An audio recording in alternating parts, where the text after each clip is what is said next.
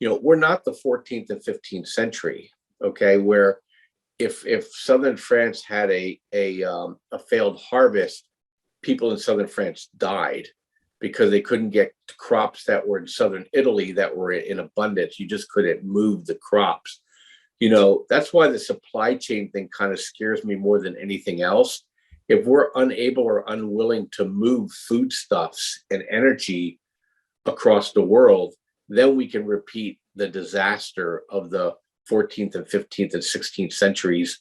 If not, then I think it's going to be inconvenient for some and more hardship for others.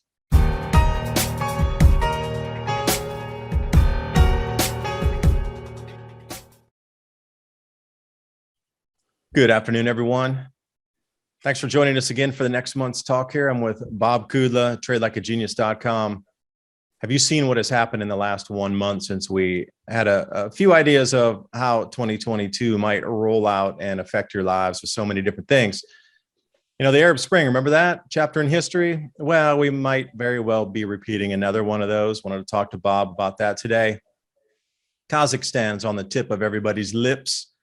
40% of uranium production globally, in addition to potash, and that is the hub of Asia. And if you didn't know how much aquifer cubic kilometers, I think there's about 100,000 cubic kilometers of water on the periphery nations, in addition to Kazakhstan. It is, outside of the Nubian sandstone aquifer, the largest amount of reserve water under the planet. And we come into the fertilizer shortages, which are going to be about 12% globally. The herbicides you might start to hear about now. And when words like anhydrous start to make the water cooler talk, well, you're right in the middle of a repeating chapter of history. We're going to go short-term chapter of history, Arab Spring. Well, we can go out into different multi-century cycles when governments collapse, people migrate, and famine sweeps the land. How will governments react, do you think, is probably the question. So, Bob, I appreciate you joining me again so we can try to get a little more insight into this whole Kazakhstan. I talked about Kyrgyzstan in the last series of videos last month about how important it was to get those aquifers on the border area with Kazakhstan up and running so they could get their greenhouses put out to produce food. But hey, I wonder if that's related. Yeah, Dave, Happy New Year. So 2022, as we described it over the last couple of months, is playing out, to a T. So we're at a point now where there's a dollar shortage around the world. It seems bizarre because everybody always thinks, oh my gosh, the dollar, is it's being ruined by all this deficit spending. But you have to understand the dollar is basically it's one of many in a basket. And so if you're producing more euros or more yen or more yuan, and you also borrow in dollars that you don't pay back, you create what's called a dollar shortage. And that's what we have right now, believe it or not. There's a dollar shortage out there. And the Fed has been desperate to try to push more dollars in. While a lot of the deficit spending has been happening, they're trying to push more dollars out there. Economic activity has been stagnant. You wouldn't think so because of all the supply shortages, because you think demand is so high, but it's really supply issues.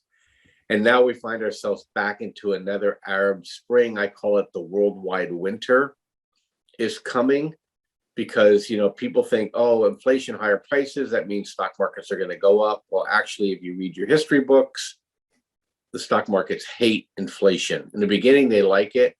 At the end, it's like eating too many potato chips.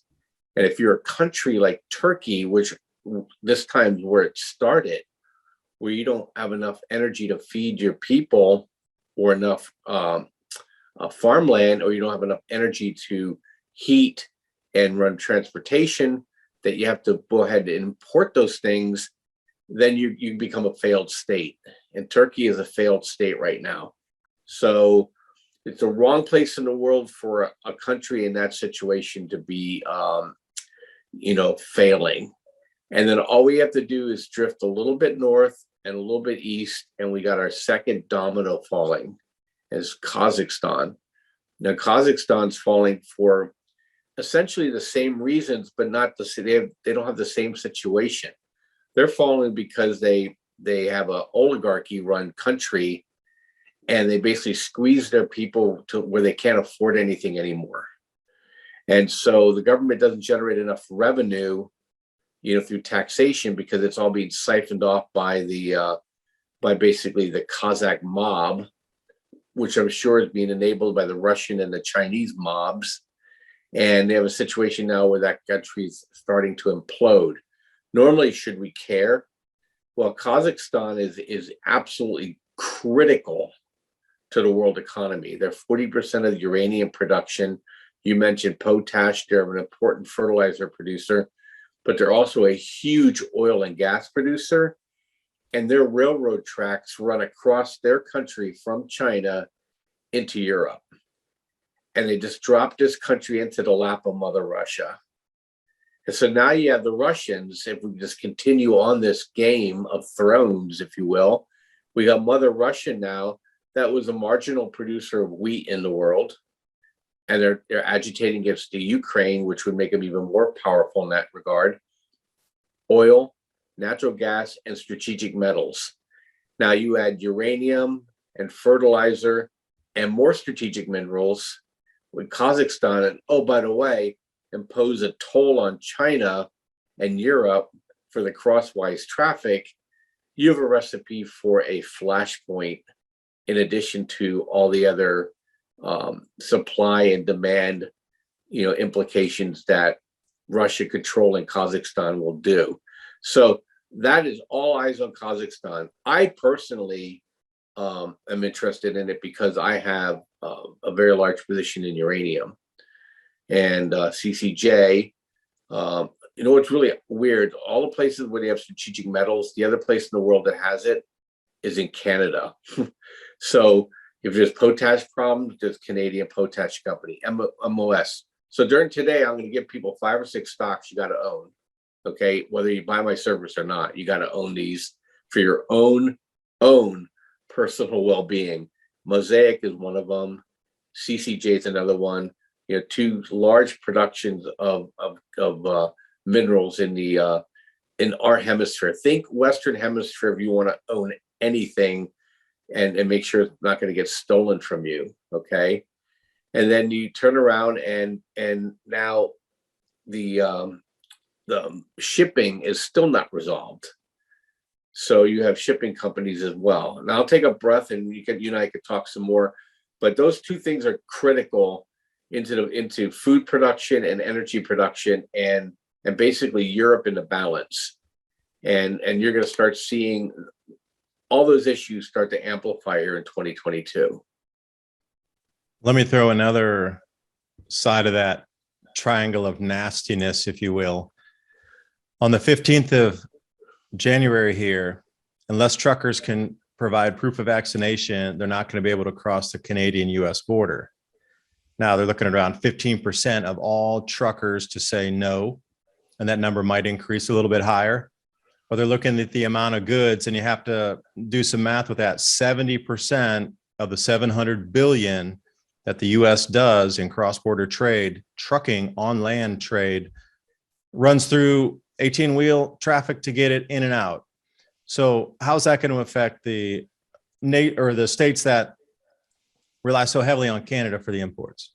And then if you look at Kazakhstan, their wheat, 10 million tons of wheat. Now we're not in the planting season right now, but the world's going to be struggling with the fertilizer and the herbicide shortages, and 10 million tons to add into something that's depleting globally would be nice. But imagine if you, like you say, they're right in that crossroads of the new Silk Road that China had set up and counted on it being its own, and nobody would ever, interfere with that because they're China.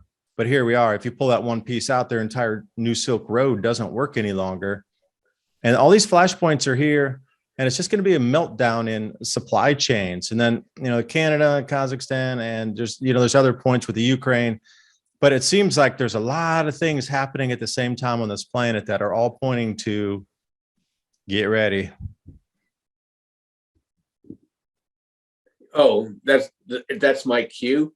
So so the Canadian issue is very, very, very interesting to me, because truckers are kind of a weird lot, right? They're very fiercely independent, even the ones that are probably vaccinated. And you have to understand too, those truckers don't have to go to Canada. We have a trucker shortage in the United States. those truckers are happy to carry loads somewhere else. But, that's why we have a shipping crisis in the country, because the California government won't let trucks over a certain age on the roads. Okay. And so that's why we can't pull the containers off the ships on the trucks and out of the state because of that. Yeah. Canada's on my list of failed states.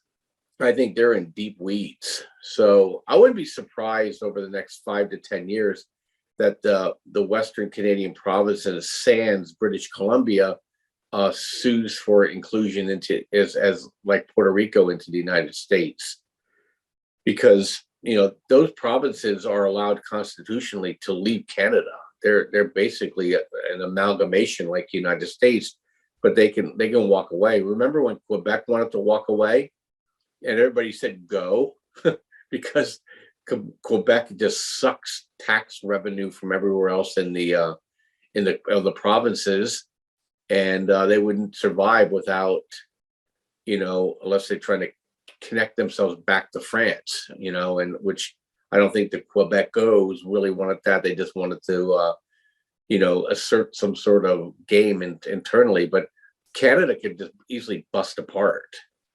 And if China or Russia then decides they want to engage, the United States will have no choice but to get involved and not allow that to happen. So it's going to be interesting to watch.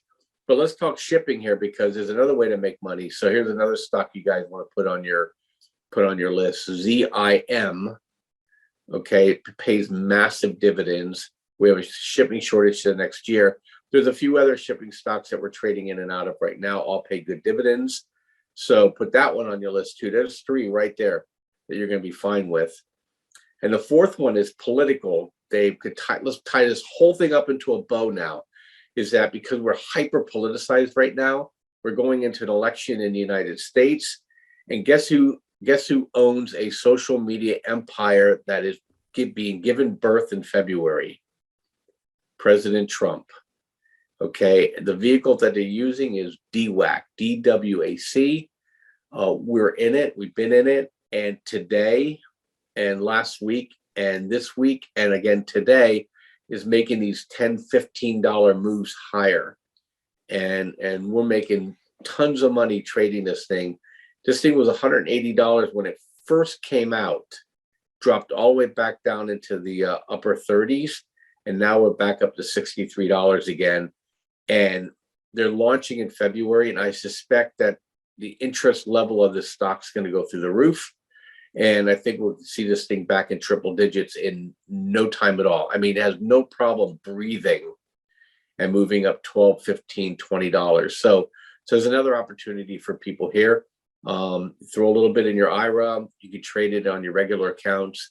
These moving parts, and interesting for us, trading, is that I love moving parts because you make money on moving parts. When the stock market's kind of benign and grinding, you can make money, but not nearly as profitable as when the markets are seizing up like they are right now and not knowing what to do. So that's the 4th one, and I'll have one more for you before we end the show today. Yeah, let me tie a bow on top of the bow there. When is it that the realization for the general public to all these things that are happening really comes home? Like you always talk mama bear. When is mama bear going to understand that with all the political turmoil, the shortages in here, it's really going to affect what goes on the dinner table? How are they going to mitigate that?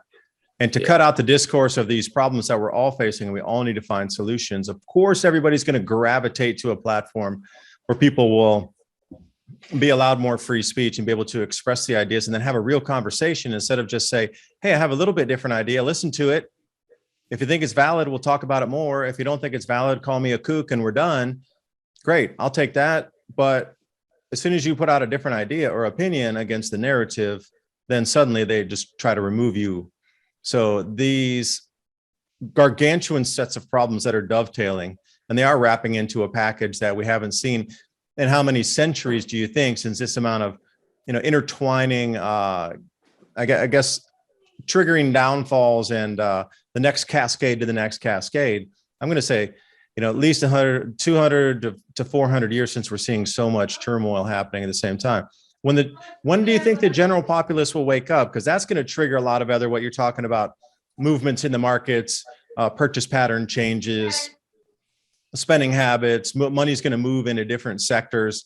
And when people behave differently and think differently, then the whole entire landscape of commercial, and it could be out at supermarkets or any types of services. Some are just going to die off and tumbleweed out into the desert there, but others are going to be well needed. So if you can kind of take a look at where these problems are when the awakening comes for the general populace and how they're going to move like a herd, because they're like herd animals. They're going to move. And I'm sorry if I'm calling you not herd animal, but people move in herds and mentality. Look at the news, people move. And when they get into a certain mentality, they're going to move. And they're not only going to move markets, they're going to shift reality itself. And the panic might start. And then, how's that going to be dealt with? So these moving parts, continue into the future with it. What's going to be that trigger for the awakening of the average everyday person understanding it? And then how will they actuate on that information? Yeah, it already started. You have to look no further than look at population migrations in the United States over the last 18 months. So we're moving from blue to red. We're moving from big city to small. So people are starting to vote with their pocketbook. California lost 1% of its population, unheard of. And I think that the next election is going to basically give voice to all these things in a landslide from blue to red across the spectrum. Well, that's broken now too. So I think this is 2022 is the year of broken bonds, which needs to happen. When things rise, they kind of rise like in a gentle slope, but when things fall, they break. They call it the escalator up, the elevator down. And it has to be by human nature, because people don't like to change. They don't like to take pain unless pain is imposed upon them. And so I think you're going to continually see this, and which is fascinating. Not all of this is bad, Dave. You and I talked about this before with climate change. We're not the 14th and 15th century, okay, where if southern France had a failed harvest, people in southern France died because they couldn't get crops that were in southern Italy that were in abundance. You just couldn't move the crops.